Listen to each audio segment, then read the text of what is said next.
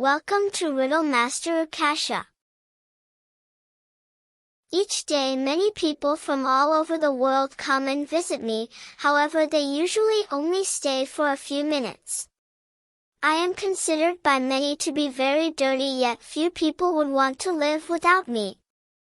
And, whenever people come see me, they reveal to me a part of themselves that they rarely show to others. What or who am I?